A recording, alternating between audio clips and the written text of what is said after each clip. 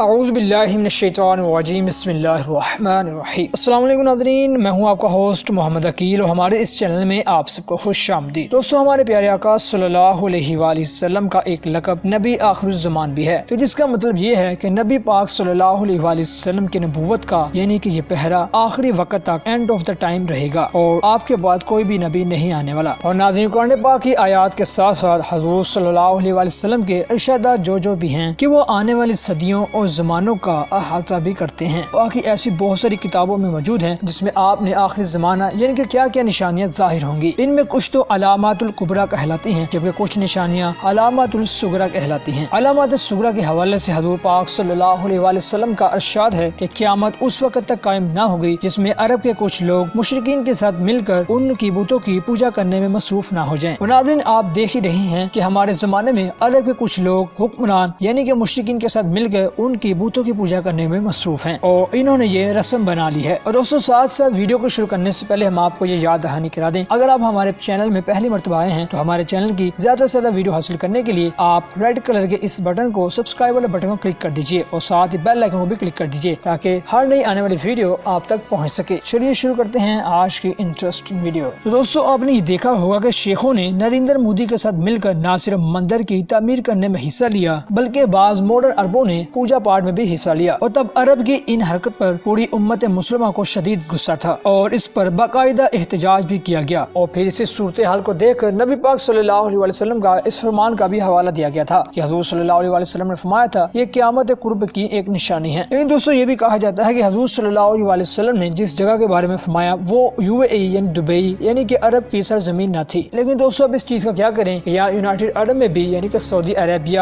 UAE میں بھی اس طرح کی حرکتیں دیکھنے کو مل رہی ہیں۔ اور دوستوں، اب اسی بات کو مد نظر رکھتے ہوئے ہم آپ سے ایک رائے لینا چاہیں گے، کیا آپ اس بات پر متفق ہیں کہ حضور صلی اللہ علیہ وسلم نے جس جگہ کے بارے میں ارشاد فرمایا تھا کہ کچھ جگہیں نشانیاں ایسی ہوں گی جہاں پر مسلمان یعنی کہ بہت سارے لوگ کافروں کے ساتھ مل کے انہی کے بتوں کی پوجا پاٹ کرنے میں مصروف ہوں گے، جس طرح حضور صلی اللہ علیہ وسلم نے فرمایا تھا کہ قیامت وقت تک قائم نہ ہوگی جب تک آپ یہ سب کچھ نہ دیکھ لیں اور جب عرب قبائل مشرکین کے ساتھ مل کر ان کی عبادت میں مصروف نہ ہو جائیں۔ اور اس بات میں بھی ناظرین کوئی شک نہیں ہے کہ نبی پاک صلی اللہ علیہ وسلم کی تعلیم کے مطابق ہر اقلیتوں کو برابر حقوق دیے جاتے ہیں، مگر اسی کے ساتھ ساتھ ہمارے مذہبی عقائد اور مذہبی تعلیم ہمیں اس بات کی اجازت نہیں دیتے کہ ہم جس نبی پاک صلی اللہ علیہ وسلم کے امتی ہیں انہوں نے ہمیں اس کاموں سے منع کیا ہے، اور اسی لیے مسلمانوں میں اس طرح کی حرکت کو دیکھ کے شدید غم و غصہ پایا جاتا ہے۔ اور تاہم دوستوں، اس بارے میں لوگوں کی جو بھی رائے ہو ہمیں اس بات سے کچھ نہیں، تاہم یہ بات تو طے ہے کہ ہمارے پیارے نبی صلی اللہ علیہ وسلم نے جو بھی فرمان ارشاد فرمائے وہ پورے کے پورے ہو کر رہیں گے۔ دوستوں، اس ویڈیو کو ختم کرنے سے پہلے ہم اللہ سے دعا کرتے ہیں کہ اللہ تعالی ہمیں ان کاموں سے محفوظ رکھے، آمین